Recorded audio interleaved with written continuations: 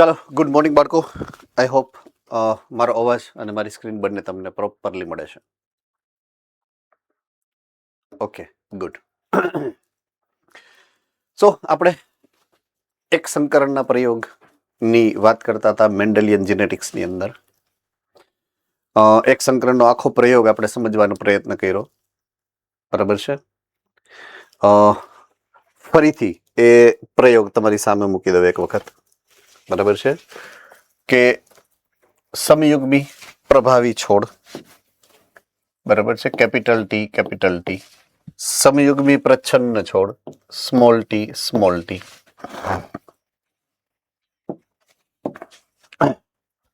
આ છે ઊંચો છોડ, આ છે નીચો છોડ.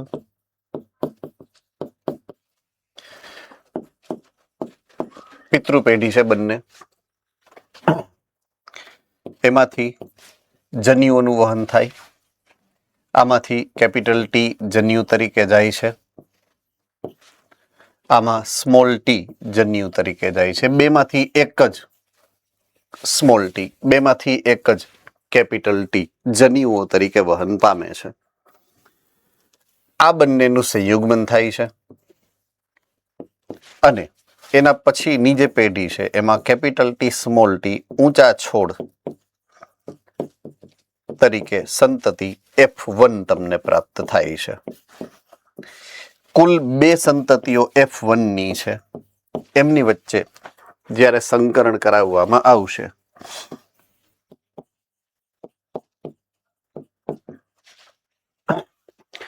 ત્યારે એના પછીની પેઢીમાં અહીંયા 2 પ્રકારના જન્યુઓ બની શકે, કેપિટલ ટી અથવા સ્મોલ ટી વાળા. બેમાંથી કોઈ પણ જન્યુઓનું સર્જન થઈ શકે. સેમ ટુ સેમ અહીંયા પણ 2 પ્રકારના જન્યુઓ થઈ શકે. કેપિટલ ટી વાળો જન્યુ પણ હોઈ શકે અને સ્મોલ ટી વાળો જન્યુ પણ હોઈ શકે, બરાબર છે. હવે આની જ્યારે ફલનની પ્રક્રિયા થાય, 4 પ્રકારના અલગ અલગ પરિણામ પ્રાપ્ત થાય અને 3 પ્રકારની સંતતિ તમને પ્રાપ્ત થઈ શકે, બરાબર છે. કેપિટલ ટી વાળી સંતતિ હશે 25%, એટલે કે 1 આઉટ ઓફ 4. બીજું છે કેપિટલ ટી સ્મોલ ટી વાળી સંતતિ, જે હશે 50%, એટલે કે 2 આઉટ ઓફ 4, બરાબર છે. અને સ્મોલ ટી વાળી સંતતિ જે હશે 25%, એટલે કે 1 આઉટ ઓફ 4. આટલું આપણે ગઈકાલે આ F2 પેઢી સુધીનું આખા પ્રયોગનું જે નિરૂપણ છે એ અત્યાર સુધી સમજી ચૂક્યા છીએ. અહીંયાથી આપણે હવે વાત આગળ વધારીએ છીએ. મેન્ડલે આ જે પરિણામો છે એના જેના પ્રયોગો છે એ પ્રયોગના પરિણામને સામાન્ય વસ્તી જે પણ છે એની સાથે જ્યારે સરખામણી કરવાનો પ્રયત્ન કર્યો, એનું જે નિરૂપણ કર્યું, એની સાબિત કરવા માટે કે એ સાચા છે કે ખોટા, એને ગણિતનો સહારો લીધો, ગણિતિક નિરૂપણ કર્યું છે. તો આપણે હવે નેક્સ્ટ સ્ટેપમાં એના ગણિતિક સ્વરૂપને કઈ રીતે એને સરખાવ્યું, બાયોલોજીને ગણિતની સાથે કઈ રીતના સરખાવ્યું અને શું એનું નિરૂપણ કર્યું એની વાત કરીએ. Yes Hariya school Jamnagar. Sir કાલે 2 વર્ડ આવ્યા હતા, ફિનોટાઇપ અને જીનોટાઇપ. હા સર એમાં કન્ફ્યુઝન થાય છે સર.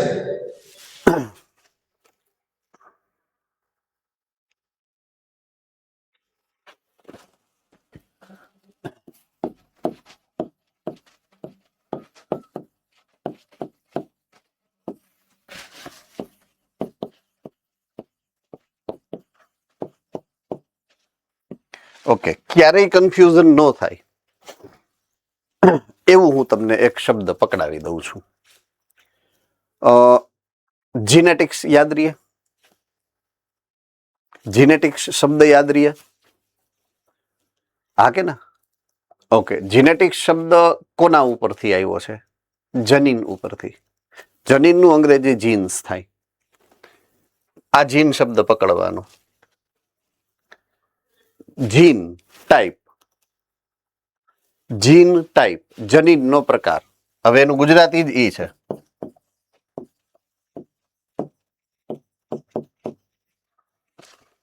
સિમ્પલ. તો ઓલું બીજું કયું હોય? સ્વરૂપ પ્રકાર. પૂરું થઈ ગયું. બે જ છે શબ્દો.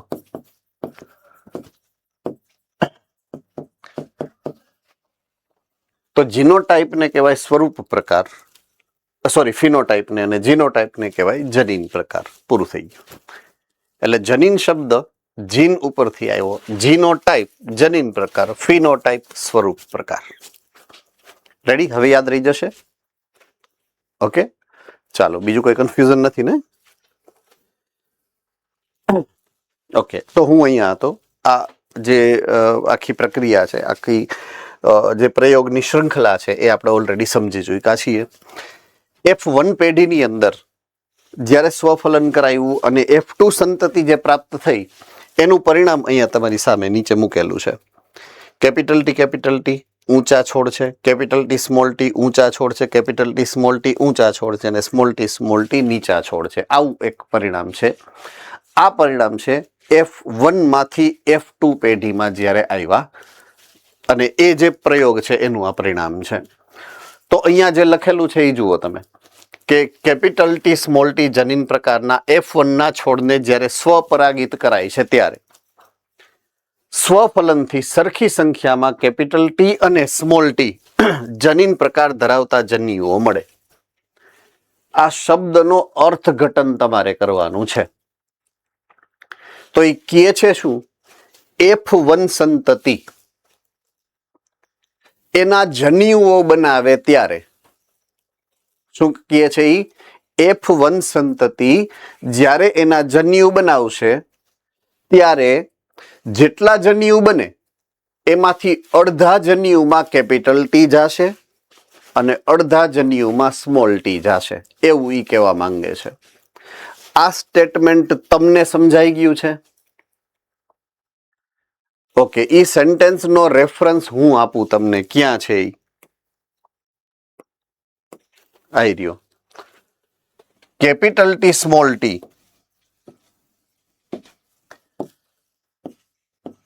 આ જ્યારે જન્યુ બનાવે ત્યારે જેટલા કુલ જન્યુ બનશે ને, કુલ જન્યુ જેટલા બને એમાંથી અડધામાં કેપિટલ ટી જશે અને અડધામાં સ્મોલ ટી જશે. અબ સમજ में आ गई बात? યસ ઓર નો? ઈ જે સ્ટેટમેન્ટ છે એનું સરનામું દેખાડી દીધું કે ઈ લખેલું છે કોના માટે? તો કે આ સ્ટેપ માટે લખેલું છે.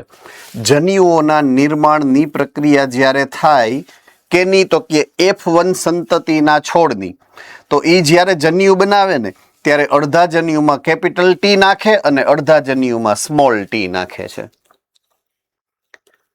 ક્લિયર થઈ ગઈ મેટર? ઓકે, હવે હું એક સ્ટેપ આગળ જાઉં છું. જ્યારે ફલન થાય છે ત્યારે જનીન પ્રકાર કેપિટલના પરાગરજ દ્વારા જનીન પ્રકાર કેપિટલ ટી અને સ્મોલ ટી બેયના અંડકોષ ને એક સરખા 50-50% સંભાવના છે કે ઈ ફલન કરી શકે. ઓકે, હવે અહીંયા હું આવું છું. જો અહીંયા તમારી આકૃતિ જે મેં આપણે શું કહેવાય પ્યુનેટ સ્ક્વેર બનાવીને મૂકી છે, બરાબર છે? તો અહીંયા આ કેપિટલ ટી અને આ સ્મોલ ટી, આ કેપિટલ ટી અને સ્મોલ ટી એ શું દર્શાવે છે? કોણ કહી શકે છે તમારામાંથી?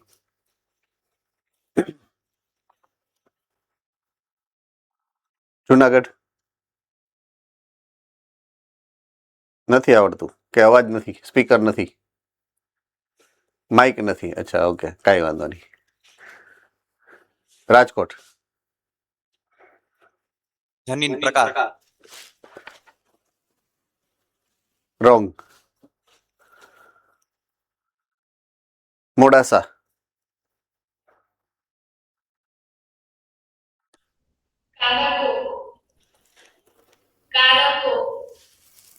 કારકો. ઓકે, એ જન્યુઓ છે. આ શું છે? જન્યુઓ. ઓકે, હમણાં જ મેં તમને અહીંયા દેખાડ્યા ઈ બચાડાને, હાવ નિર્દોષ જન્યુઓ બચાડા. જો આઈ રહ્યા capital T, small T capital T અને સ્મોલ ટી. હવે આનો પ્યુનેટ સ્ક્વેર બનાવું. જુઓ તમારી સામે અહીંયા 4 ખાના પાડી દીધા આપણે આમ. તો આ એક કેપિટલ ટી અને આ એક સ્મોલ ટી ને મેં અહીંયા રાખ્યું, અને આ એક કેપિટલ ટી અને આ એક સ્મોલ ટી ને મેં અહીંયા રાખ્યું. તો આ તો આકૃતિ છે. આ રહી. સો આ જે રાઉન્ડમાં કેપિટલ ટી, રાઉન્ડમાં સ્મોલ ટી, રાઉન્ડમાં કેપિટલ ટી અને રાઉન્ડમાં સ્મોલ ટી છે, એ છે શું? નિરૂપણ શેનું છે? જન્યુઓનું. આ એક નર છોડ, આ માદા છોડ, અથવા તો આ નર છોડ તો આ માદા છોડ, એના બે અલગ અલગ પ્રકારના જન્યુઓ. આટલું સમજાણું? ઓકે. હવે કોઈ એક હું જન્યુ લઉં છું. આ જન્યુ નંબર 1 છે, કેપિટલ ટી. તો આ જન્યુ પાસે તો બે વિકલ્પ છે ને, આ કેપિટલ ટી અને આ સ્મોલ ટી. બે સાથે એ સંયુગ્મન કરી શકે કે ન કરી શકે? આપણે શક્યતા ચકાસીએ છીએ. કેટલી શક્યતા છે પર્સન્ટેજમાં જોઈએ તો? 50%, 50%. કારણ કે બે જ વિકલ્પ છે. 100% ને બે વિકલ્પમાં વિભાજિત કરો તો 50-50% જ આવે જવાબ. Yes or no? રેડી? હવે જે વસ્તુ લાગુ પડે કેપિટલ ટી માટે, એ વસ્તુ લાગુ પડે સ્મોલ ટી માટે પણ. એની પાસે બે વિકલ્પ છે, કાં તો એ કેપિટલ ટી સાથે સંયોજાશે અને કાં તો એ સ્મોલ ટી સાથે સંયોજન કરશે. સિમ્પલ છે. બેયની 50-50% ચાન્સ છે. તો એ જ અહીંયા લખેલું છે. ઉપર જે લખેલું છે એ લખેલું છે. મેં તમને બીજું સરનામું આપ્યું કે બીજા નંબરનું વાક્ય છે એ ક્યાં આપેલું છે, તો એ અહીંયા માટે આપેલું છે. બરાબર છે? જુઓ શું લખેલું છે એ જુઓ. હું સાઈડમાં વયો જાઉં છું અને વાંચું છું એટલે તમને ખબર પડે. અહીંયાથી શરૂ કરું છું. જો અહીંયાથી, જ્યારે ફલન થાય છે ત્યારે જનીન પ્રકાર કેપિટલ ટી પરાગરજ દ્વારા, એટલે કે પરાગરજ જે કેપિટલ ટી ધરાવે છે એના દ્વારા બે પ્રકારના અંડકોષનું ફલન થઈ શકે, કાં તો કેપિટલ ટી અને કાં તો સ્મોલ ટી.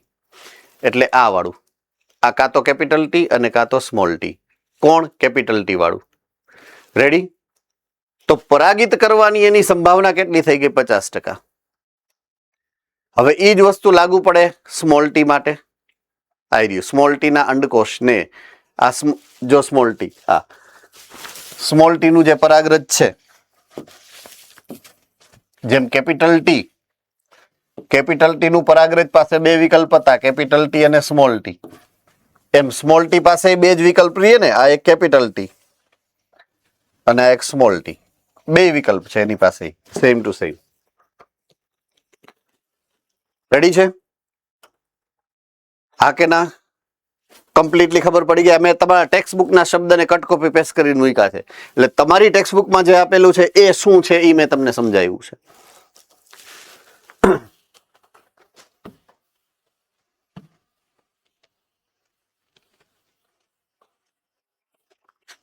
ઓલરાઈટ. ઓકે.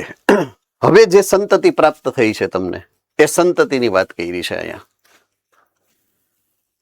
1, 2, 3, 4 પ્રકારની સંતતિ છે. 4 માંથી એક સંતતિ કેવી છે? Capital T, capital T. Yes or no? ચાલો અહીંયા 1 out of 4 capital T, capital T. Okay. 1, 2, 3, 4, 4 માંથી બે સંતતિ કેવી છે? કેપિટલ ટી, સ્મોલ ટી વાળી. આવી રહી જુઓ. 1 out of 2 એટલે 2 out of 4 એટલે 1 out of 2 capital T, small T વાળી. ચાલો આમાં કોઈને કઈ મુશ્કેલી? તો સ્મોલ ટી વાળી કેટલી છે? 1 out of 4. બરાબર છે? ઓકે. ઈ મેં તમને હમણાં આગળ પણ સમજાવ્યું હતું અહીંયા. 1 out of 4, 2 out of 4 અને 1 out of 4. 25%, 50% અને 25%. આમાં કોઈને કઈ મુશ્કેલી નહીં? ઓકે. હવે ઓલું ગણિત બહુ કર્યું, પણ ગણિત હવે આવશે અહીંયા. રાઈટ? હવે એને ગણિતને કેવી રીતના ઇન્વોલ્વ કર્યું છે અહીંયા, કેવી રીતના એ ગણિતનો સહારો એને લીધો છે, તો કે અહીંયા એક સરસ મજાનું સમીકરણ આપેલું છે, ax + by હોલ સ્ક્વેર. જો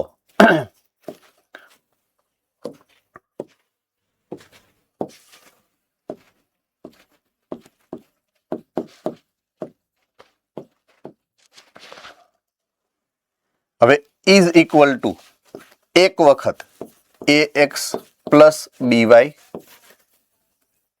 ઇન્ટુ બીજી વખત ax પ્લસ by. હું આવું લખી શકું કે ન લખી શકું? બરાબર છે. હવે આનો ગુણાકાર કરીએ. a સ્ક્વેર x સ્ક્વેર બરાબર છે. a square x square a b x y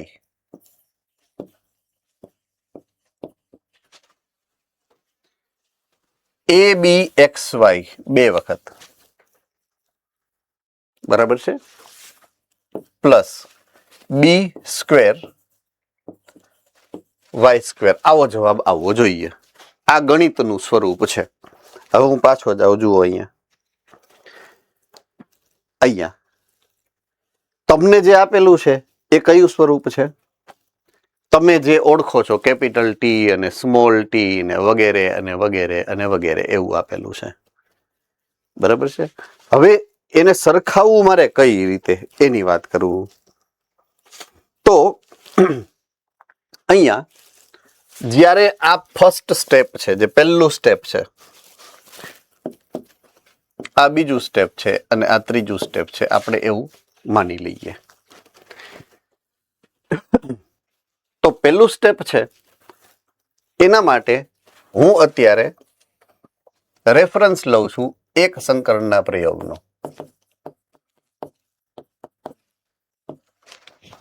અહીંયા જે a અને b છે, a અને b, અહીંયા જે x અને y છે એ બરાબર છે, સરખાવવાના છે. a અને b શું છે અને x અને y શું છે? x અને y છે ને એ કારકોના પ્રકાર છે.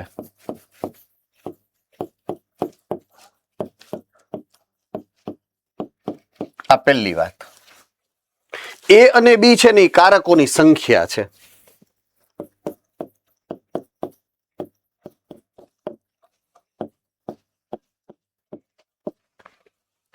કોણે નક્કી કર્યું છે સરખાવવા માટે? મેન્ડલે.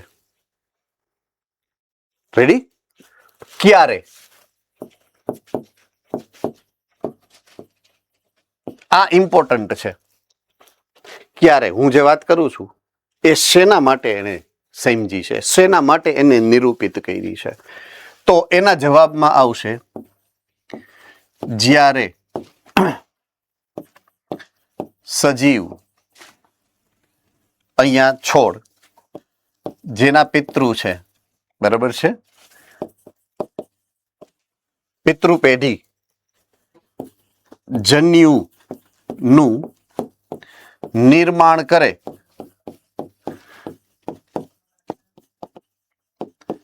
ત્યારની સિચ્યુએશન છે.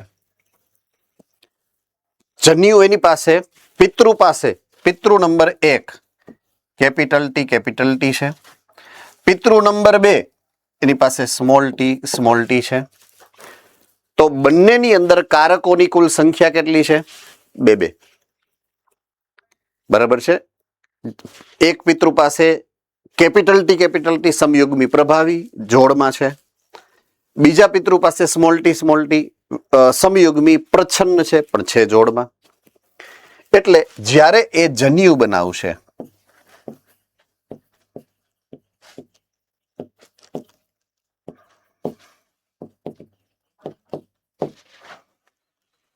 બે માંથી એક જ કેપિટલ ટી, જન્યુમાં જાય છે. એમ આઈ વેરી કરેક્ટ? બરાબર છે. તમે આની પહેલા કેવું લખ્યું હતું? આમ લખ્યું હતું, આમ. તો એ જ થયું ને. એની પાસે 2 કેપિટલ ટી હતા, એમાંથી 1 કેપિટલ ટી અંદર ગયો. સેમ વસ્તુ અહીંયા લાગુ પડે. Small T, yes or no? Right? તો બંને માટે આ નિયમ એક સરખો લાગુ પડે. હવે એ જ વસ્તુ જ્યારે F1 સંતતિ માટે લાગુ પડે તો આ તો પિતૃ સંતતિ હતી. F1 માટે લાગુ પડે તો F1 પાસે શું છે? કેપિટલ ટી સ્મોલ ટી જો આવી રહ્યું.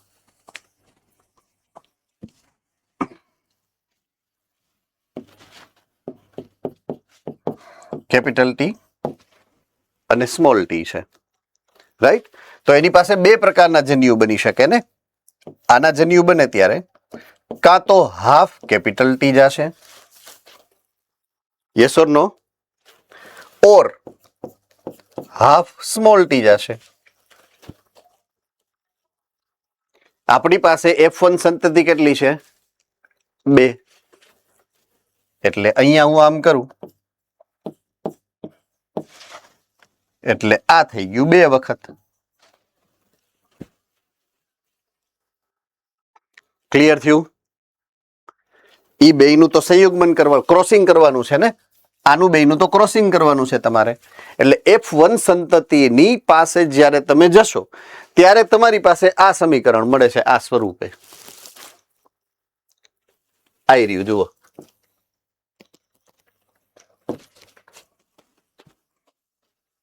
આ ગાણિતિક નિરૂપણ કર્યું એને. ચાલો, આમાં ડાઉટ છે? તો હવે આના પછીનું સ્ટેપ જે આવ્યું એ અહીંયા લાગુ કરીએ તો half capital T plus half small T into half capital T અને હાફ સ્મોલ ટી. આવું જ થાય. સેમ ટુ સેમ જુઓ જોઈએ. ડાઉટ? કરો ગુણાકાર. મફત છે, આપણે ક્યાં રૂપિયા દેવા છે? Half capital T half capital T 1/4 એક વખત કેપિટલ ટી બીજી વખત કેપિટલ ટી s² x² થઈ ગયો હે ને. ચાલો બીજા સ્ટેપમાં જઈએ.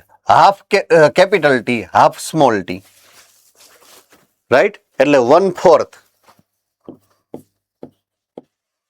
કેપિટલ ટી સ્મોલ ટી એક વખત અને એવું પાછું બીજી વખત થશે 1/4 કેપિટલ ટી સ્મોલ ટી. બેયનો સરવાળો કરી દઉં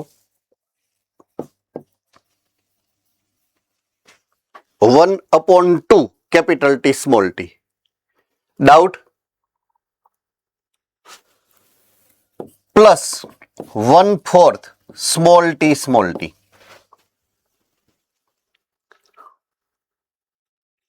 પૂરું? F2 એનું જનીન પ્રકાર, એનું પ્રમાણ જુઓ તો. જોઈ લઈએ હાલો.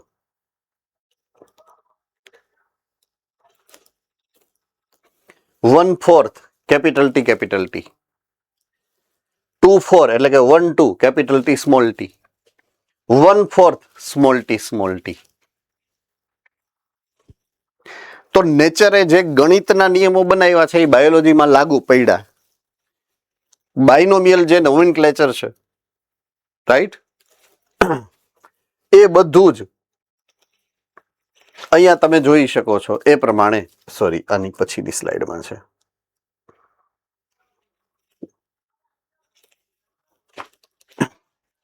એનું જે એક્સપ્રેશન છે, આખું એક્સપ્રેશન, આખું જે નિરૂપણ છે ગુજરાતીમાં, બરાબર છે, દ્વિઘાત સમીકરણનું એક જે સમીકરણ છે x+by² વાળું, એનું જે નિરૂપણ છે સેમ ટુ સેમ નિરૂપણ તમે આ એક્સપ્રેશન, આ જે લક્ષણની અભિવ્યક્તિ છે કોઈ પણ સજીવ દ્વારા જે થાય છે એ તમે ક્લિયરલી એકબીજાની સાથે સરખાવી શકો છો. બંને મેચ થાય છે, બંને એક સરખી રીતે મેચ થાય છે એમ. તો આવું એને ગણિતિક નિરૂપણ એક રજૂ કરેલું છે. તમારી બુકની અંદર સીધે સીધું આપી દીધું છે. મેં તમને ડિટેલમાં સમજાવ્યું છે, એટલો જ ફરક છે ખાલી. તમારી ટેક્સ્ટબુકની અંદર સીધે સીધું આપેલું હશે, એમાં મેં તમને એક્સપ્લેન કર્યું એટલું ડિટેલમાં એક્સપ્લેન કરેલ નથી, એટલો જ ફરક છે. જુઓ જોઈ, મળી ગયું તમને તમારી બુકની અંદર ગાણિતિક નિરૂપણ? પક્કા? ઓકે. આની અંદર કોઈને કઈ કન્ફ્યુઝન? Okay okay. તમે ગાણિતિક નિરૂપણ વાળું જે છે સ્ટેપ, ઈ આ લખવું હોય તો લખી નાખો ફટાફટ, એટલે તમને કોઈ દિવસ કન્ફ્યુઝન ન થાય જ્યારે તમે વાંચવા બેસો ત્યારે. યુ હેવ 2 મિનિટ્સ, 2 મિનિટમાં લખાઈ જશે. ફટાફટ લખી નાખો. ચાલો.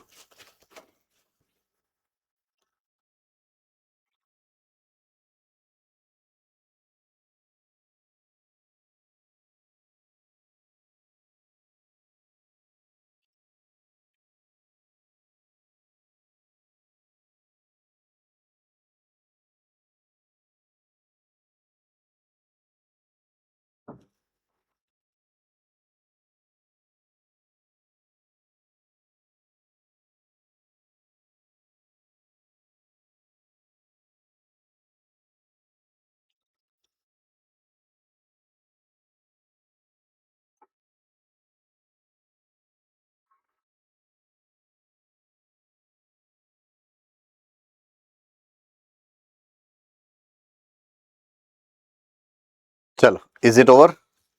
થઈ ગયું? ઓકે. હવે એક પ્રશ્ન ગઈકાલે કદાચ તમારામાંથી પૂછ્યો, ઇંગ્લિશ મીડિયમમાંથી પૂછ્યો, બહુ યાદ નથી મને, બટ એક મહત્વની જે ઘટના છે, એક મહત્વનો શબ્દ જે આપણે અગાઉ લખેલો હતો, જે મેન્ડલના પ્રયોગની અંદર વારંવાર વપરાયેલ છે, બરાબર છે, એ આ છે.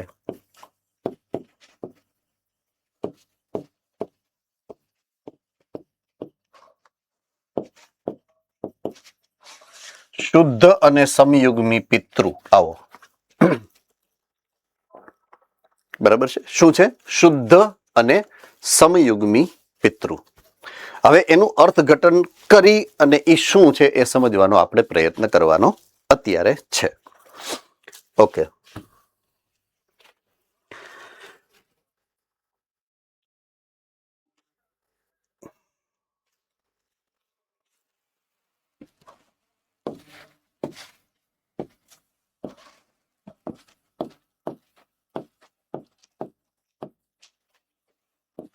આનો મતલબ તમારામાંથી કોને ખબર છે? સમયુગ્મીનો મતલબ કોને ખબર છે? જુનાગઢ વાળાએ હાથ ઉપર કરવાનો જ નથી, કારણ કે એને બોલવાનું તો છે નહીં. આપણે અબોલા લીધા છે ટૂંકમાં, હે ને? જામનગર વાળા બોલવા માંગે છે કઈ? બોલો. સમાન જીનોટાઈપ. સમાન જીનોટાઈપ. ભૂંડા લાગો છો થોડાક, વ્યાખ્યા વિચિત્ર બોલી હાવ. રાજકોટ ગુરુકુલ, ચાલો. સમાન કારકોની જોડ. ઓકે, સમાન કારકોની જોડ. એટલે કે જો એની પાસે બે કારક બંને કેપિટલ એટલે કે બંને પ્રભાવી છે, એટલે આને કહેવાય સમયુગ્મી પ્રભાવી, બરાબર છે. અને જો બંને પ્રચ્છન્ન છે કારકો, બરાબર છે, તો એને સમયુગ્મી પ્રચ્છન્ન કારકો કહેવાય. હવે એક છે કેપિટલ ટી સ્મોલ ટી, જેના માટે હું શબ્દ વાપરીશ વિષમયુગ્મી. ઓકે, હવે આને હું સાઈડમાં રાખું છું, એટલે કે ઉપર રાખું છું. હું જાઉં છું, આપણે જે પ્રયોગ સમજો છે એ પ્રયોગમાં જે લાક્ષણિકતા લીધી છે એ છે છોડની ઊંચાઈ. છોડની ઊંચાઈમાં પ્રભાવી લક્ષણ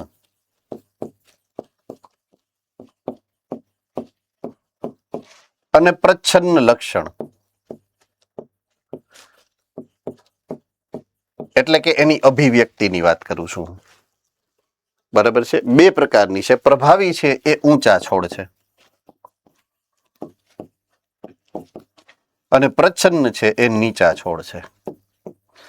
આ ખબર છે કે ભૂલાઈ ગયું છે? ખબર છે ને? ઓકે. હવે મેં તમને એક વટાણાનો છોડ આપ્યો,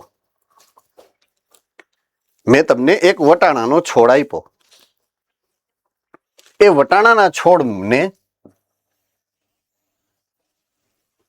ઊંચા છોડ છે એવું માની લઈએ આપણે. ઊંચો છોડ આપ્યો મેં તમને, તો ઊંચા છોડમાં બે સ્વરૂપ હોઈ શકે. કાં તો એ સમયુગ્મી પ્રભાવી હોઈ શકે, અથવા તો વિષમયુગ્મી પણ હોઈ શકે. આમાં કોઈને કઈ ડાઉટ છે? નહીં ને? તો એ છોડ ઊંચો પણ છે અને સમયુગ્મી પણ હોવો જોઈએ. એટલે સમયુગ્મી હોવો જ જોઈએ, બરાબર છે. ઊંચો હોય અને સમયુગ્મી હોવો જ જોઈએ.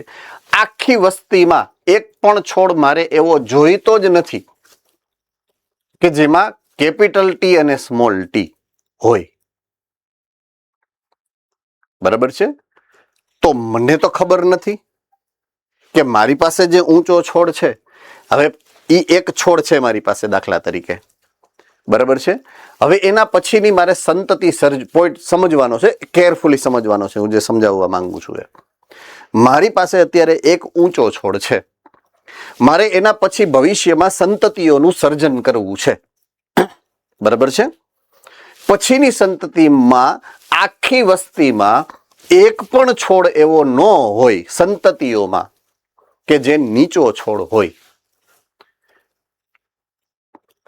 તો એની અંદર ઊંચાઈ માટેના જે કારકો છે એ બંને કેપિટલ ટી અને કેપિટલ ટી હોય તો જ આવું બને. બરાબર છે? તો શુદ્ધ સમયુગ્મી સંતતિ સર્જવી કઈ રીતે? આખી વસ્તીમાં આપણને તો ખબર જ નથી, કારણ કે આપણને તો અનનોન છોડ આપેલો છે. તો એના માટે મેન્ડલે પ્રયોગ કર્યા છે. બરાબર છે? એણે શું કર્યું કે F2 પેઢી લીધી, F2 પેઢીની સંતતિ લીધી, અથવા તો અજાયણો છોડ લીધો ટૂંકમાં. રાઈટ? એક અજાયણો છોડ લીધો. એને તો બે પિતૃઓને શુદ્ધ સમયુગ્મી પિતૃ યુઝ કરવાતા, શુદ્ધ સમયુગ્મી પિતૃ. ઓકે, એક વસ્તુ ફિક્સ થઈ ગઈ છે, પોઈન્ટ ટુ બી નોટેડ. આપણે જ્યારે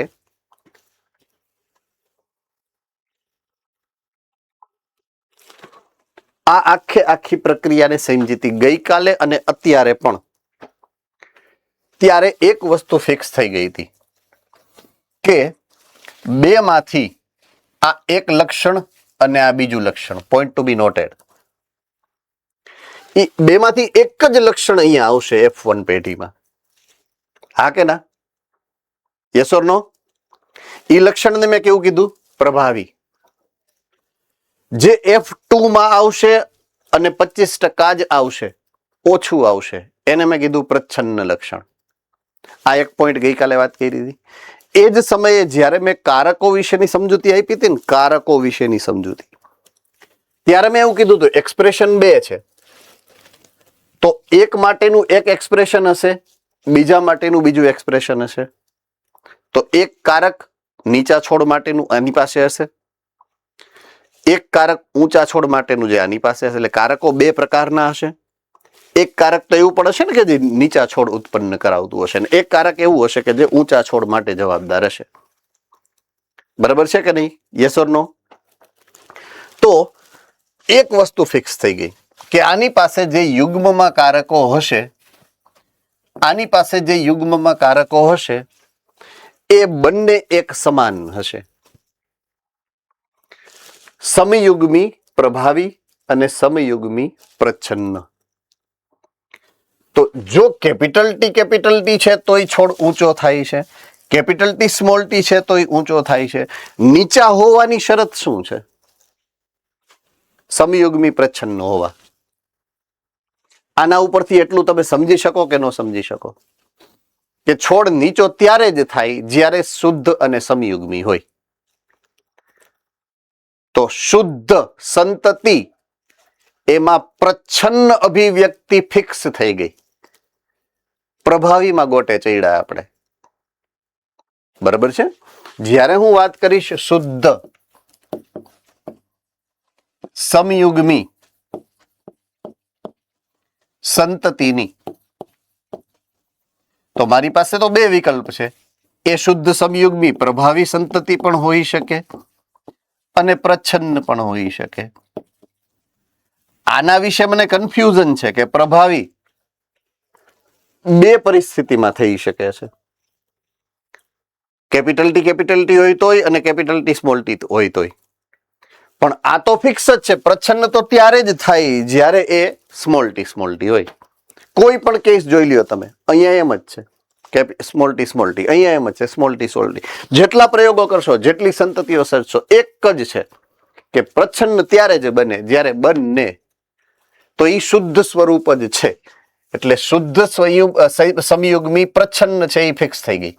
એની ફિક્સ જ છે, એ પ્રચ્છન્ન અભિવ્યક્તિ તો જ આપે જો બંને સમયુગ્મી પ્રચ્છન્ન ભેગા થાય. તો જો બેમાંથી એક પણ પ્રભાવી આવ્યું ને કારક, એટલે પ્રચ્છન્નની અભિવ્યક્તિને નો એક્સપ્રેસ થવા દે, અભિવ્યક્ત થવા જ ન દે. એનો અર્થ એ છે કે મારી પાસે એક છોડ, જો હવે હું પાછો આવી જાઉં અહીંયા,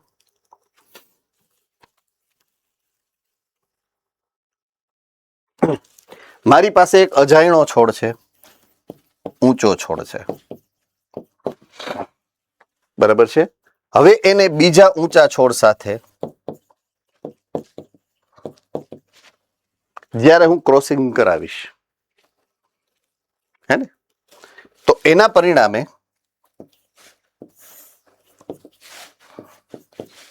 બે પ્રકારની સંતતિઓ પ્રાપ્ત થઈ શકે બને, બરાબર છે. ઊંચા છોડ અને નીચા છોડ. મેક્સિમમ આનું ટકાવારીમાં ગણતરી કરો, મેક્સિમમ કેટલા હોઈ શકે ટકા? આના 75% હોય, આના 25% હોય. યસ ઓર નો? હવે ઉદાહરણ તરીકે મેં તમને અહીંયા F2 પેઢીના 100 બીજ આપ્યા છે અને 100 બીજ તમે વાવ્યા, તો તમારી પાસે છોડની સંખ્યા કેટલી છે? 100, બરાબર છે. 100 માંથી 75 કેવા થઈ ગયા? ઊંચા છોડ છે. યસ ઓર નો? 25 છોડ કેવા થયા? નીચા છોડ. આમાં કોઈને કઈ ડાઉટ? ઓકે. હવે પછીના સ્ટેપમાં જાઉં છું.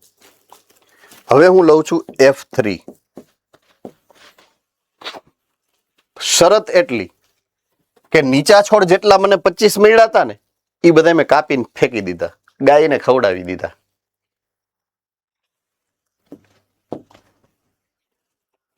હું F2 માંથી બે ઊંચા છોડ વચ્ચે સંકરણ કરાવીશ, F2 માંથી FT પ્રોડ્યુસ કરાવીશ.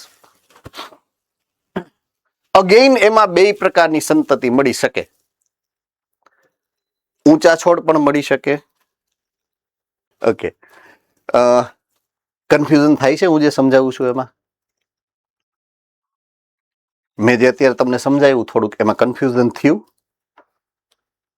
નથી? થયું? ઓકે, તો સારું કહેવાય. અહીંયા જગ્યા નથી એટલે હું પાછો જાઉં છું. હા સર, આપણે F3 માં 100% ઊંચા નો આવી શકે? સમજાવું તમને, એટલે જ કહું છું. એને જ કન્ફ્યુઝન કહેવાય. મારો પ્રશ્ન જે હતો, કન્ફ્યુઝન થયું કે ન થયું એમ, બરાબર? ઓકે. હવે મેન્ડલનો આ પ્રયોગ છે. મેન્ડલે F2 સંતતિ જે પ્રાપ્ત કરી, એમાં એને F2 સંતતિમાં બે પ્રકારના છોડ મળ્યા હશે, ઊંચા છોડ અને નીચા છોડ, બરાબર છે? અથવા બેમાંથી એક મળ્યા હશે. આ છે ટોટલ 75%, એને જે મળ્યા છે ઈ. આ છે ટોટલ 25%, એને જે મળ્યા છે એ. ભાઈ તું જાને સાઈડમાં અત્યારે. ઓકે, આમાં કોઈને કઈ તકલીફ, ડાઉટ? હવે એને શું કર્યું ખબર છે? ઊંચા છોડનું ઊંચા છોડ હારે અને નીચા છોડનું નીચા છોડ હારે સ્વફલન કરાયું. F2 સંતતિના બે ઊંચા છોડ અને F2 સંતતિના બે નીચા છોડની હારે સંકરણ કરાવી અને F3 લીધી એને, બરાબર છે? હવે એને બે પ્રકારના પરિણામો મળ્યા. આપણે બે નોખા પાડી દઈ. નીચા છોડ વાળાની જયારે F3 બની, F3 નીચા છોડની જે F3 બની, એમાં બધા જ છોડ નીચા હતા.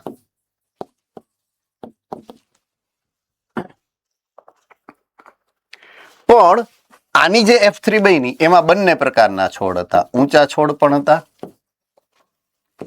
અને નીચા છોડ પણ હતા.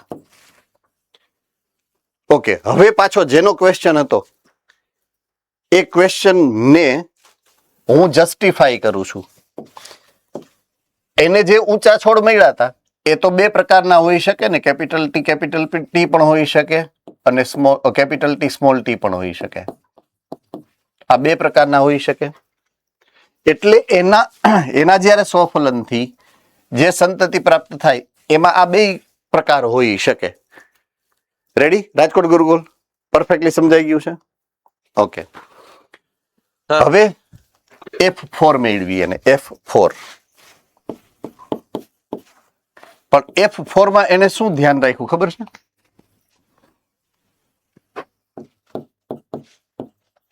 આમાં નીચા છોડ, એટલે આ નક્કી થઈ ગયું કે આ શુદ્ધ અને સમયુગ્મી છે.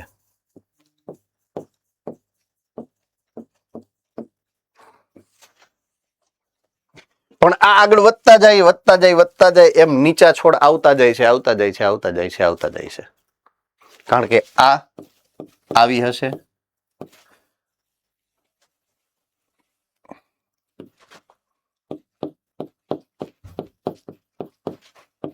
અને આ આવી હશે. Hello sir. હા, સર આપણે F2 માં ઊંચા છોડ કેપિટલ ટી નું સ્વફલન કરાવીએ તો નીચે 100% ઊંચા મળે F3 માં. બેટા હું વાત કરું છું કે નહીં મેન્ડલની, એને તો ખબર નથી. સમજાઈ ગયું છે હું જે કહેવા માંગુ છું? હું મેન્ડલની વાત કરું. મેન્ડલને કેપિટલ ટી ખબર જ નથી. મેન્ડલને કેપિટલ ટી સ્મોલ ટી ખબર જ નથી. મેન્ડલે તો કોઈ પણ F2 પેઢીના કોઈ પણ 2 છોડને લીધા અને ફલન કરાવ્યું, સ્વફલન કરાવ્યું. એટલે મેન્ડલે પછી જે F3 માંથી F4 ની વાત કરી ને, F3 માંથી F4 માં, ત્યારે એને નીચા છોડને કાઢી નાખ્યા છે. કારણ કે એને ખબર પડી ગઈ નીચા છોડનો મતલબ એક જ થાય, સ્મોલ ટી મીન્સ સમાનકારકો પ્રચ્છન્ન. એને તો કેપિટલ ટી સ્મોલ ટી ની ખબર નથી, પણ એ શુદ્ધ સમયુગ્મી અને પ્રચ્છન્ન છે એવું તારણ તો કાઢી જ લીધું હતું. એટલે એને શું કર્યું, આમાંથી આને નો લીધા, હવે આનું સ્વફલન કરાયું ઊંચા છોડનું. અગેઇન એને 2 પ્રકારની સંતતિ મળી શકે. ઊંચા છોડ પણ હોઈ શકે, નીચા છોડ પણ હોઈ શકે. હા કે ના? હવે જેમ જેમ તમે આગળ વધશો ને તો અહીંયા એકમાંથી બીજી, બીજીમાંથી ત્રીજી, ત્રીજીમાંથી ચોથી, ચોથીમાંથી પાંચમી, એમ જેમ જેમ આગળ વધતા જાવ ને એમ નીચા છોડની સંતતિનું પ્રમાણ ઘટતું જશે. શું કામ ખબર છે?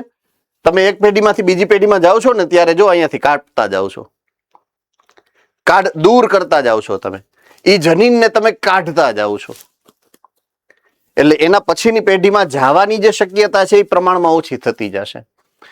એટલે મે બી 50મી પેઢી હોય, 25મી પેઢીએ જ્યારે એનું સ્વફલન કરાવશો ને ત્યારે એક પણ છોડ નીચો નહીં મળે. શું કામ? કારણ કે એમાંથી નીચા છોડનું કેપિટલ ટી સ્મોલ ટી વાળું સંયોજન તમે દૂર કરતા જાવ છો. તો આ રીતે 50મી પેઢીએ એને 100% કેપિટલ ટી વાળી સંતતિઓ પ્રાપ્ત થવા માટે, એટલે કે એનું જ્યારે અંતઃફલન કરાવો ને તમે, પછી જે સંતતિ ઉત્પન્ન થાય ને એ 100% કેવી હોય, ઊંચા છોડ જ થાય, નીચા છોડે કે પ્રોડ્યુસ કરે જ નહીં. એટલે એ પણ થઈ ગઈ હવે શુદ્ધ સમયુગ્મી. પણ આ ઊંચા છોડની હતી એટલે શુદ્ધ સમયુગ્મી પ્રભાવી થઈ, અને આ નીચા છોડવાળી હતી એટલે આ શુદ્ધ સમયુગ્મી પ્રચ્છન્ન થઈ. તો આ રીતે મેન્ડલે શુદ્ધ સમયુગ્મી પ્રભાવી પિતૃ અને શુદ્ધ સમયુગ્મી પ્રચ્છન્ન પિતૃ નું નિર્માણ કર્યું હતું એના પ્રયોગ માટે. ફાઇનલી ડન છે હે ને? કે એને શુદ્ધ સમયુગ્મી કેવી રીતે નક્કી કર્યું હતું મેન્ડલે? તો આ રીતે એને નક્કી કર્યું હતું. ચાલો, આમાં કોઈને કઈ ડાઉટ નો સમજાણો હોય એવો પોઈન્ટ, મુદ્દો? ઓલરાઈટ. તો શુદ્ધ સમતતિ પ્રાપ્ત કરવા જે એને પ્રયોગ કર્યા એ અહીંયા 3 લીટીમાં લખેલું છે. આપણને સમજતા બહુ વાર લાગી હે ને, થોડુંક અટપટું હતું. એટલે શું મેન્ડલે F2 છોડને સ્વફલન કરાવ્યા, મેં સમજાવ્યું તમને, અહીંયાથી શરૂઆત કરી. F3 F4 પેઢીમાં F2 ના નીચા છોડમાંથી માત્ર નીચા છોડ જ ઉત્પન્ન થયા. નીચા છોડમાંથી માત્ર નીચા છોડ ઉત્પન્ન થયા. જુઓ, નીચા છોડમાંથી માત્ર નીચા છોડ જ ઉત્પન્ન થયા. બરાબર છે? પણ ઊંચા છોડમાં મિશ્ર હતી પ્રજાતિ. બરાબર? ઓકે. એટલે એક વસ્તુ થઈ ગઈ, એને તારણ કાઢ્યું કે નીચા છોડ હંમેશા સમયુગ્મી એટલે કે સ્મોલ ટી પ્રકારના જ હશે.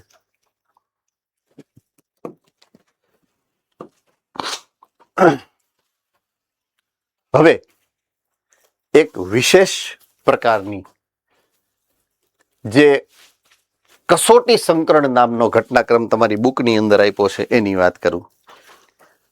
આ બુકની અંદર આપણે જુઓ, પેજ નંબર છે 74, તમારી NCERT બુક. બરાબર છે? જો હોય તો મોડ્યુલમાં પણ હશે જ, ક્યાંક ને ક્યાંક આ બધું આપેલું હશે. ગણિતિક નિરૂપણ જે છે એ અહીંયા આપેલું છે. ગણિતિક નિરૂપણ જે મેં આપણે સમજાવવાના થોડીક વાર પહેલા આવી, તો એ પેજ નંબર 74 NCERT ઉપર આપેલું છે. બરાબર છે? મળી ગયું છે મોડ્યુલમાં, પેજ નંબર મને ખબર નથી, તમને મળી ગયું હોય તો થમ્સ અપ કરો. એના પછી સમયુગ્મી પ્રભાવી છે કે પ્રચ્છન્ન છે એ 2-3 લીટીમાં લખેલું છે. ખાલી 2-3 લીટીમાં આપેલું છે, બીજું કોઈ ડિટેલ આપેલી નથી. તો એ આ છે કે એને નીચા છોડમાંથી માત્ર નીચા છોડ જ મળ્યા. છેલ્લે જે મેં સ્ટેટમેન્ટ 3 નો આપ્યા એ આ એક્ઝેક્ટલી આ સમીકરણની નીચે આપેલું છે. શુદ્ધ સમયુગ્મી પ્રભાવી કેવી રીતના મેળવા એ આપેલું જ નથી તમારી બુકની અંદર. બરાબર છે? શુદ્ધ સમયુગ્મી પ્રભાવી એણે કઈ રીતના ઉત્પન્ન કર્યા મેં જે તમને ડિટેલમાં સમજાવ્યું ને એ સ્ટેપ અહીંયા આપેલ નથી. એ મેં એક્સ્ટ્રા તમને કીધું છે. કદાચ એ ક્યાંય આવે તો તમને ખબર પડે કે આમ થાય એમ. એટલે એને એક પાર્ટ ક્લિયર કર્યો છે, બીજો પાર્ટ ક્લિયર નથી કર્યો. રાઈટ? બટ અહીંયા એક વિશેષ જો અહીંયા ઉદાહરણ છે કસોટી સંકરણનું, જુઓ તો મળી ગયું છે તમને. અને એનું ઉદાહરણની આકૃતિ તમને અહીંયા કસોટી સંકરણની આપેલી છે. આ કસોટી સંકરણની આકૃતિ છે, આ એનું લખાણ છે. હવે એને હું એક્સપ્લેન કરું છું હવે. બરાબર છે? હવેનો મુદ્દો આપણો ઈ રહેશે. ઓકે, તો અહીંયા મેં 2 શબ્દ વાપર્યા છે. એક છે અંગ્રેજીમાં બેક ક્રોસ, એટલે કે પ્રતિપ સંકરણ એવો શબ્દ ગુજરાતીમાં છે. NCERT ની ટેક્સ્ટબુક કે તમારા મોડ્યુલની અંદર કદાચ ના પણ હોય આ શબ્દ. બીજો શબ્દ છે કસોટી સંકરણ, એટલે કે ટેસ્ટ ક્રોસ. રેડી? હવે પ્રતિપ સંકરણ કોને કહેવાય, બેક ક્રોસ કોને કહેવાય, હું ઈ સમજાવું તમને. તો અહીંયા વ્યાખ્યા આપેલી જ છે કે પ્રથમ સંતાન એટલે કે F1 સંતતિની જે પેઢી છે, F1 સંતતિની, બરાબર છે, એના સંકરણ કરાવવાનું, પણ કોની યારે? F1 ની સંતતિ યારે નહીં, ઊંધું જવાનું તમારે. 2 માંથી કોઈ પણ એક પિતૃ સાથે તમે એને સંકરણ કરાવો તો પાછા ગયા ને સંકરણ કરાવવા માટે, એક પેઢી પાછળ ગયા. જો તમે પાછળ જાઓ ને એને બેક ક્રોસ કહેવાય, પ્રતિપ સંકરણ કહેવાય. સમજ में आ रही है बात? यस और नो? ઓકે, હવે ઈ જ વસ્તુ હું તમને અહીંયા આકૃતિ દ્વારા સમજાવું. તો આપણે જે વાત કરી હતી, capital T into small T, ઈ છે પિતૃ પેઢી. બરાબર છે? હવે એમાંથી તમને મળી છે કેપિટલ ટી સ્મોલ ટી, ઈ છે F1. તમે શું કર્યું તો F1 નું કેપિટલ સ્મોલ ટી હારે જ સ્વફલન કરાયું. Correct or not? પણ હું અહીંયા આનો ઉપયોગ નથી કરતો. દાખલા તરીકે હું ઊંધું કરું છું, આનો ઉપયોગ કરું છું. દાખલા તરીકે અહીંયા, ઓર મારી પાસે બીજો વિકલ્પ છે, આ 2 માંથી એક પાછો ગયો, એક સ્ટેપ પાછો ગયો બીજા પિતૃ તરીકે. આ 2 માંથી એક પ્રકારની સંતતિ લઉં છું. એટલે જ્યારે હું પિતૃ સાથે સંકરણ કરાવું ને એનું, તો એને બેક ક્રોસ કહેવાય, કારણ કે એક સ્ટેપ પાછળ જઈ અને અહીંયાથી મેં જન્યુઓને સિલેક્ટ કર્યા છે. આને પ્રતિપ સંકરણ કહેવાય. રેડી? ઓકે, હવે હું કસોટી સંકરણની વ્યાખ્યા સમજાવું. રાઈટ? કસોટી સંકરણ એટલે શું એ હું તમને સમજાવું. મેં તમને એક અજાયણો ઊંચો છોડ આપ્યો.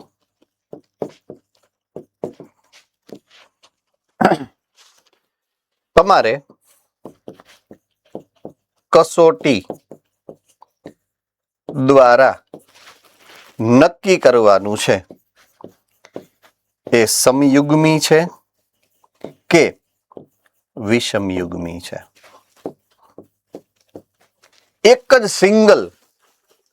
જ સિંગલ ક્રોસમાં. બરાબર છે? તો એવી કસોટી સંકરણની કસોટી છે, સંકરણ કરવાનું છે, એટલે એને કસોટી સંકરણ એવું નામ આપ્યું.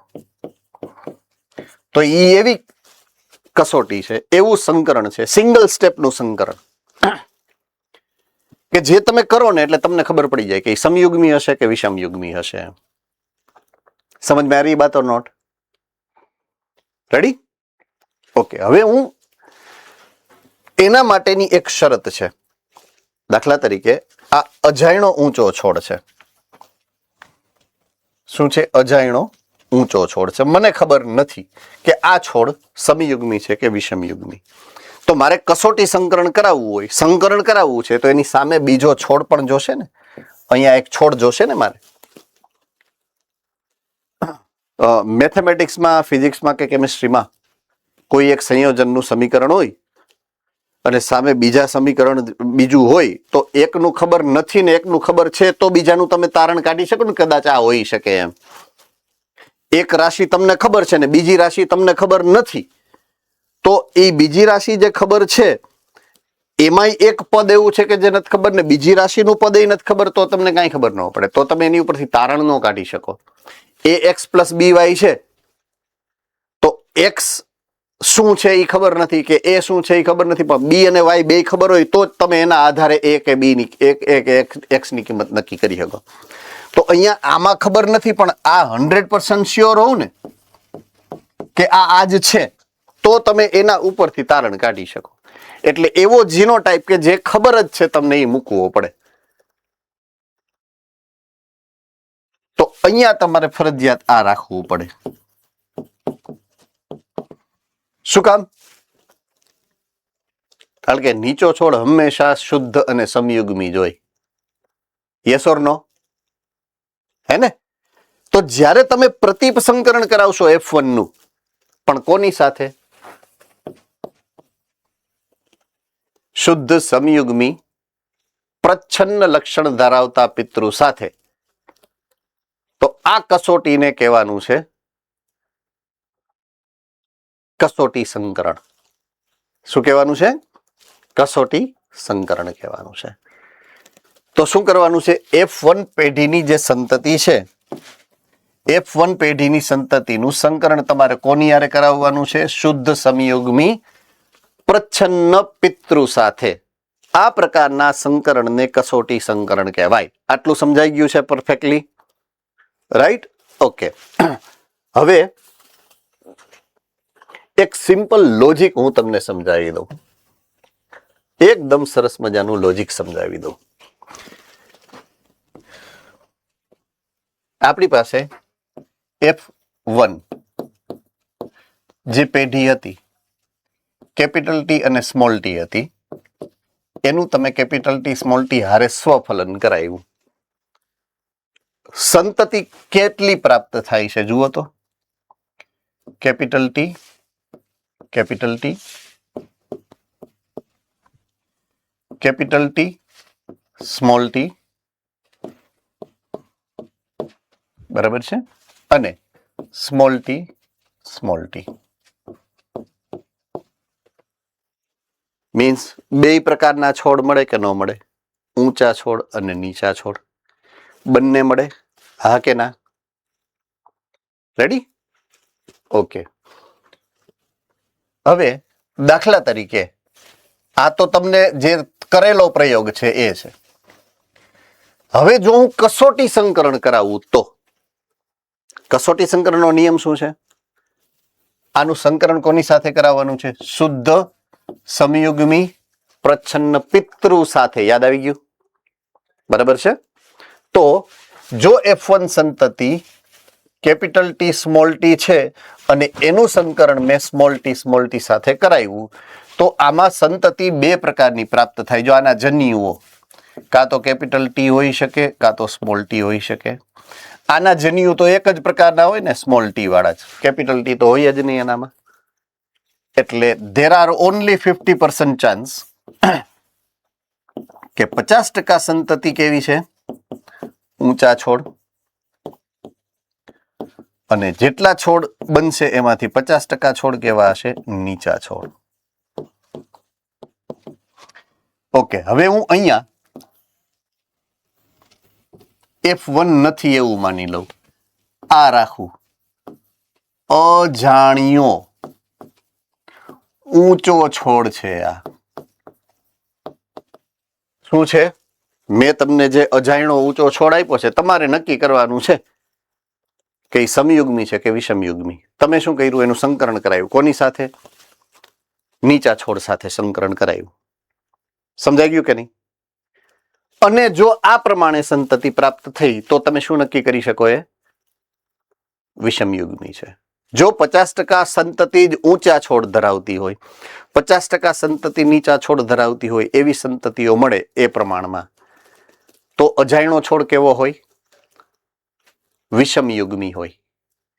જો એની બદલે આ અજાણ્યો છોડ સમયુગ્મી હોત, કેપિટલ ટી હોત, અને એનું સંકરણ જો સ્મોલ ટી સાથે થયું હોત, તો અહીંયાથી પણ એક જ પ્રકારના જન્યુ બને, અહીંયાથી પણ એક જ પ્રકારના જન્યુ બને, અને 100% સંતતિ કેવી થાય? ઊંચા છોડ. તો તમારે રિઝલ્ટ જ ઓબ્ઝર્વ કરવાનું છે. તમારે પ્રયોગ કઈ બે નથી કરવાના. પ્રયોગ તો એક જ વાર કરવાનો હોય. બરાબર છે? નીચા છોડ સાથે ઊંચા છોડનું સંકરણ કરાવ્યું તમે, અને સંતતિમાં કાં તો 50-50 આવે ને કાં તો 100% આવે. યસ ઓર નો? જો પરિણામ 100% આવ્યું તો એ સમયુગ્મી સંતતિ પિતૃ હતું. બરાબર છે? જે અજાણ્યો છોડ હતો એ કેવો હતો? સમયુગ્મી. શું કામ? 100% ઊંચા છોડ પ્રોડ્યુસ કર્યા એને.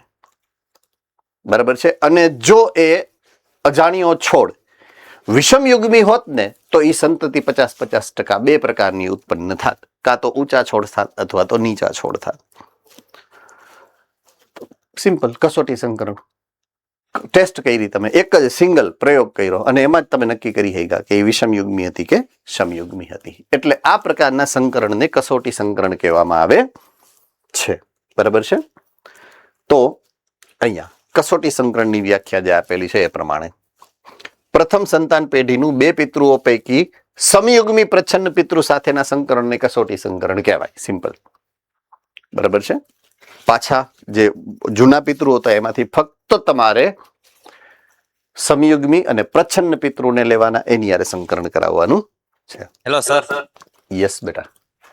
સર, ટેક્સ્ટમાં F2 માં મળેલા ઊંચા છોડના જીનોટાઇપ નક્કી કરવા માટે મેન્ડેલે F2 માંના ઊંચા છોડ સાથે નીચા છોડનું સંકરણ યોજ્યું. તો આમાં F2 પેઢીનું વર્ણન કરેલું સર.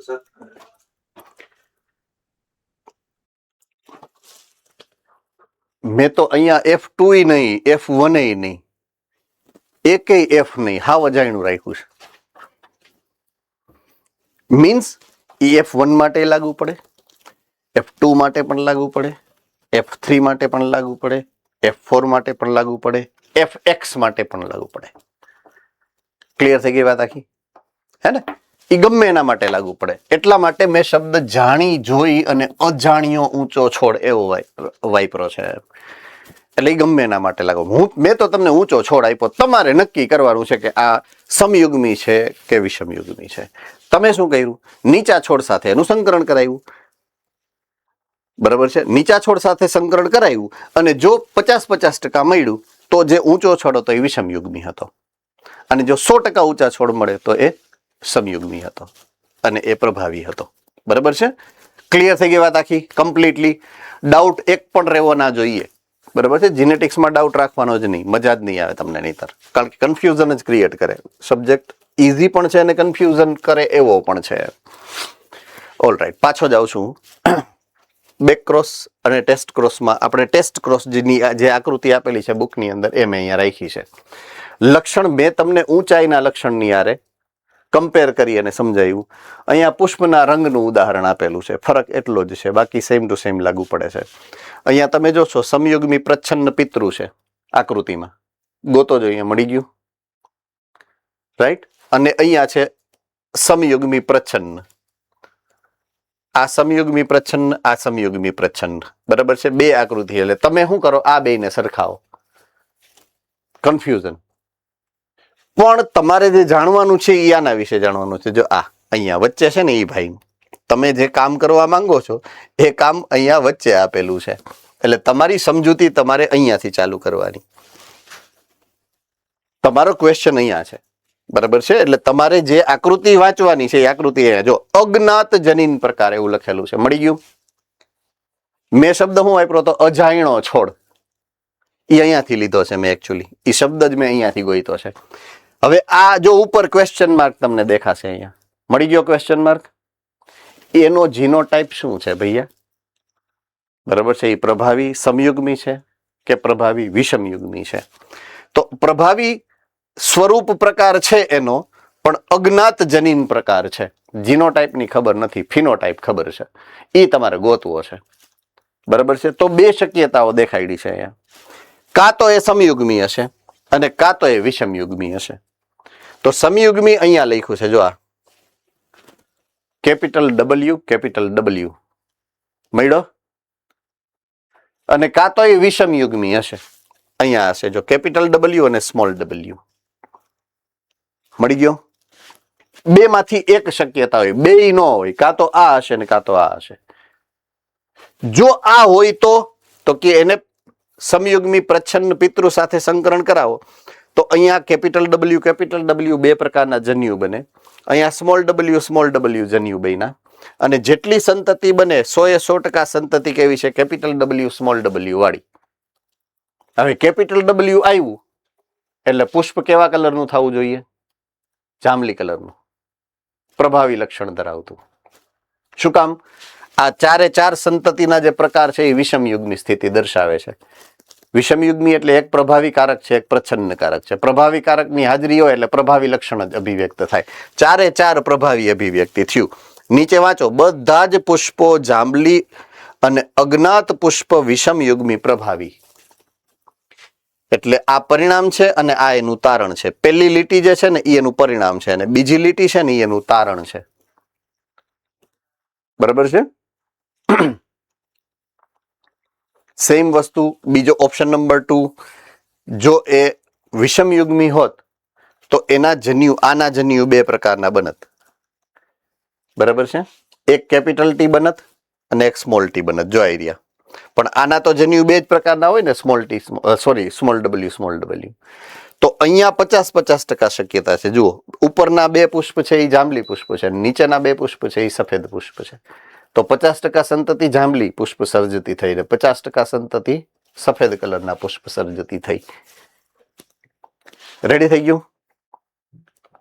તો આ કસોટી સંકરણનું સ્વરૂપ જે તમારી બુકની અંદર એઝ એન એક્ઝામ્પલ આપેલું છે. મેં તમને ઓલા હાઇટ એટલે કે ઊંચાઈ વાળાથી ઉદાહરણથી સમજાવ્યું હતું, અને અહીંયા આપેલું છે એ પુષ્પના રંગથી આપેલું ઉદાહરણ છે. બરાબર છે? બાકી બે એક જ છે. મેં સમજાવ્યું હતું એ ઉદાહરણ એટલું જ સાચું છે, અને અહીંયા આપેલું છે એ ઉદાહરણ એટલું જ સાચું છે કસોટી સંકરણ માટે. બંને એક સરખા છે. ઓકે, આની અંદર હવે કોઈને કઈ ડાઉટ હોય, ટેક્સ્ટ બુકમાં એવું હોય તો ફરીથી નજર મારી લ્યો ને કસોટી સંકરણ વાળા મુદ્દામાં. એક જરાક ફટાફટ નજર મારી લ્યો. તમને ક્યાંય કન્ફ્યુઝન થતું હોય તો મને કહો, જો એ ક્યાં છે એ દેખાડી દઉં તમને. પાછું અહીંયા લખેલું છે, જો આ કસોટી સંકરણ બધું અહીંયા આપેલું છે. અહીંયા સુધીમાં તમને જો કોઈ કન્ફ્યુઝન હોય તો મને પૂછી લ્યો ફટાફટ.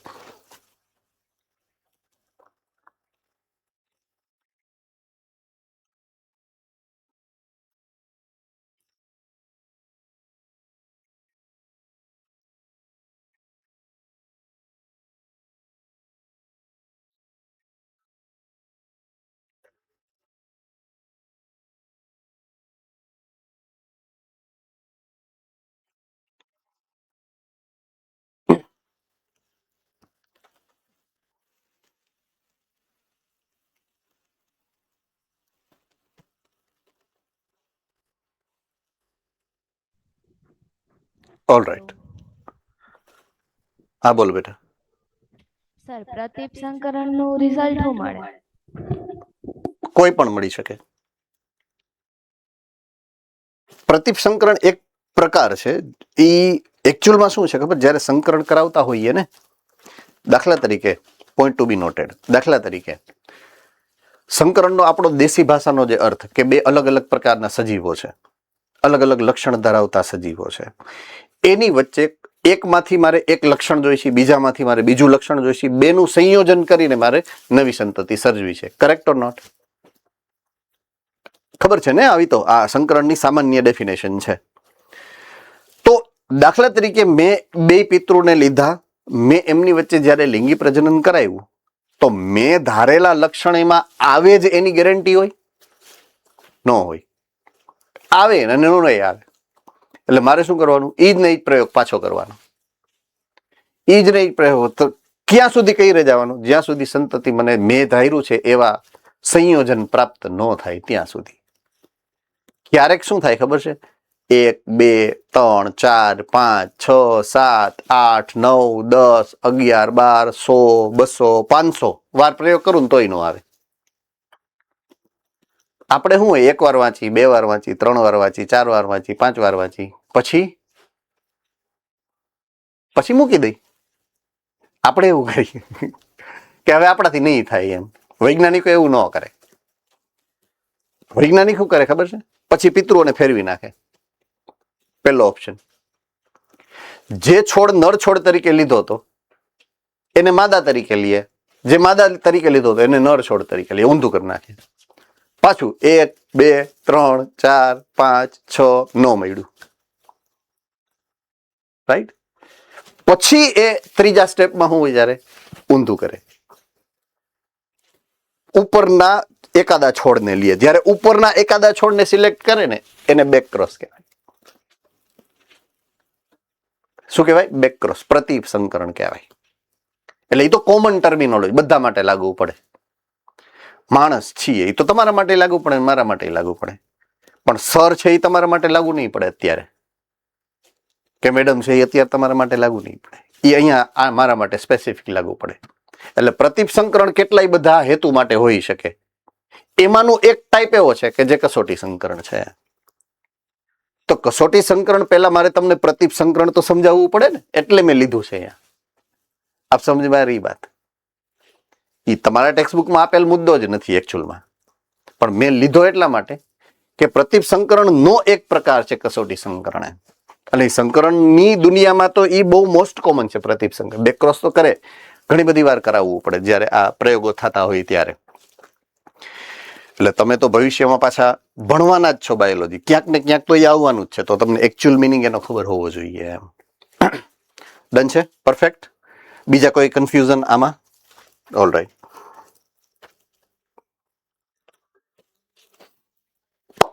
હવે એ આકૃતિની નીચે ટેક્સ્ટબુકની અંદર નિયમ આપેલા છે 2, બરાબર છે? જેમાંનો પહેલો નિયમ, એનું નામ છે પ્રભુતાનો નિયમ, બરાબર છે? હવે એ શું કહેવા માંગે છે એની વાત અહીંયા લખેલી છે. લક્ષણના નિર્ધારણ કરતા કારકો મેન્ડલે સૌથી પહેલા વિચાર્યા હતા, એને કારક કહેવાય એમ, બરાબર છે? તો લક્ષણોનું નિર્ધારણ કોણ કરશે? કારક. કારક નામના સ્વતંત્ર એકમ દ્વારા આ લક્ષણોનું નિર્ધારણ થાય છે, બરાબર છે? આવું સૌથી પહેલા કોણે કીધું છે? મેન્ડલે. કારકો ફરજિયાત જોડમાં જ હોય છે, સૌથી પહેલી વાર કોણે કીધું? મેન્ડલે. હા, કારક જોડમાં ભલે હોય પણ જ્યારે ઈ અસમાન હોય ને, અસમાનનો મતલબ શું થાય? વિષમયુગ્મિતા. કેપિટલ ટી અને સ્મોલ ટી દાખલા તરીકે પાછળ છે, જો આવી રહ્યું. જ્યારે ઈ અસમાન હશે, બરાબર છે? પાછો હું અહીંયા આવી જાઉં તો એક કારક બીજા કારક ઉપર પ્રભાવી હોય છે. મતલબ કે જ્યારે કેપિટલ ટી અને સ્મોલ ટી હશે, જેમાંથી કેપિટલ ટી છે એ ઊંચા હોવા માટેનું કારક છે, પ્રભાવી કારક. Yes or no? Small T છે એ નીચા રહેવા માટેની અભિવ્યક્તિનું કારક છે. પણ જ્યારે બેય ભેગા હશે ને, કેપિટલ ટી અને સ્મોલ ટી, તો કેપિટલ ટી ની હાજરીને કારણે સ્મોલ ટી અભિવ્યક્ત ન થઈ શકે. રેડી? દાખલા તરીકે આપણે શેરીમાં ઊભા હોય અને કૂતરું આવે, તો કૂતરું આપણી સામે જોઈ અને ભસે, બરાબર? પણ એક બાજુથી કૂતરું આવે ને એક બાજુથી સિંહ આવે તો કૂતરું ભસી શકે નહીં ને? તો સિંહની ગેરહાજરી હોય ને ત્યારે જ કૂતરું ભસી શકે. જ્યારે સિંહ હાજર હોય ને ત્યારે આપણે કેમ જંગલમાં જતા હોય, કોઈ પ્રશ્ન પૂછે કે સિંહ સામે આવે તમે શું કરો એમ, પછી આપણે કરવાનું હોય, પછી તો સિંહ નક્કી કરે કે શું કરવું એમ. તો સિંહ પ્રભાવીકારક છે, આપણે પ્રચ્છન્નકારક છીએ. આપણે ડાયા તો જ થાય કે જો સિંહ ન હોય તો એમ. સિંહ હોય ત્યાં સુધી સિંહને નક્કી કરવાનું કે ભાગવું, આને મૂકી દઉં કે મારવું એમ, હે ને. તો આ પ્રભાવીકારક આને અભિવ્યક્ત નહીં થવા દે એટલે એને પ્રભાવીકારક કહેવાય. પ્રભુતાનો નિયમ થઈ ગયો કે બેમાંથી એક કારક બીજાની અભિવ્યક્તિને અટકાવે તો એ કારકને આપણે પ્રભાવીકારક કીધું. આ પ્રભુતાનો નિયમ થઈ ગયો. તો બીજું જે અભિવ્યક્ત નથી થતું એને નામ આપ્યું પ્રચ્છન્નકારક. જે અભિવ્યક્ત નથી થતું, ક્યારે નથી થતું? જ્યારે પ્રભાવીકારક હાજર હોય અને અભિવ્યક્ત ન થાય એને શું કહેવાય? પ્રચ્છન્નકારક. તો વિષમયુગ્મી સ્થિતિમાં જે અભિવ્યક્ત થાય એ પ્રભાવી, વિષમયુગ્મી સ્થિતિમાં જે અભિવ્યક્ત ન થાય એ પ્રચ્છન્ન છે. આ નિયમને પ્રભુતાનો નિયમ કીધો છે. Is it very clear? Alright. હવે બીજો નિયમ વિશ્લેષણનો નિયમ છે. રાઈટ? બીજો નિયમ જે છે એ વિશ્લેષણનો નિયમ છે. વિશ્લેષણ એટલે છૂટા પડવું. વિશ્લેષણ એટલે છૂટા પડવું. બરાબર છે? હવે એ શું કહેવા માંગે છે એ સમજો તમે. દાખલા તરીકે આ છે પેરેન્ટલ પેઢી પી, પ્રથમ પિતૃ કેપિટલ ટી વાળો. આટલું સમજાય છે? હા કે ના? એ જ્યારે જન્યુ બનાવે તો જન્યુમાં કાં તો આ કેપિટલ ટી જશે અથવા તો આ કેપિટલ ટી જશે. બેમાંથી એક કેપિટલ ટી જન્યુમાં જાય. હા કે ના? બે જાય કે એક જ જાય? આવું શું કામ કરવું પડ્યું હશે? ખબર છે આવું શું કામ કરવું પડે? ધોરણ 11 અને ચેપ્ટર 10 અર્ધીકરણનું મહત્વ, એમાં આવું આવે છે. આ મુદ્દો આવે છે. બોલો. મેં હિન્ટ પણ દીધી. જુનાગઢ વાળા બેન બોલો.